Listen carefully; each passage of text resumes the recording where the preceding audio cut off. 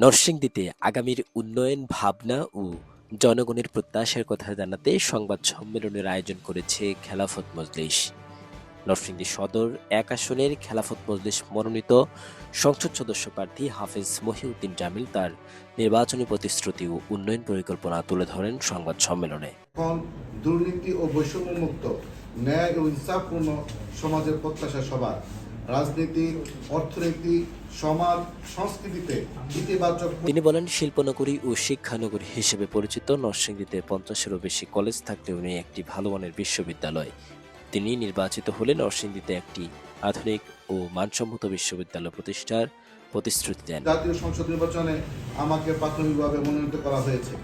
সংবাদ সম্মেলনে উপস্থিত ছিলেন নরসিংদী ২ আসনের খেলাফত মজলিসের প্রার্থী নুরুল আফসার আল আজাদ শাহিন, বিশিষ্ট লেখক মঈন মুরসালিন, অ্যাডভোকেট তৌহিদুল ইসলাম তৌহিন, ইঞ্জিনিয়ার ইসমাইল মোল্লা, অধ্যাপক ইসমাইল জবিউল্লাহ এছাড়াও বিভিন্ন মাদ্রাসা ও শিক্ষা প্রতিষ্ঠানের শিক্ষক ওলামায়ে কেরাম উপস্থিত ছিলেন।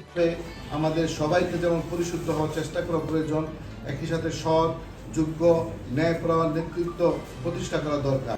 আগামী জাতীয় নির্বাচনে জনগণের ভোটে জয়ী হয়ে শিক্ষা ও নৈতিকতার ভিত্তিতে উন্নত নরসিংদী গড়ার প্রত্যয় ব্যক্ত করেন খেলাফত মজলিসের প্রার্থী মহিউদ্দিন জামিল। শাওন আহমেদ সাদ, নরসিংদী।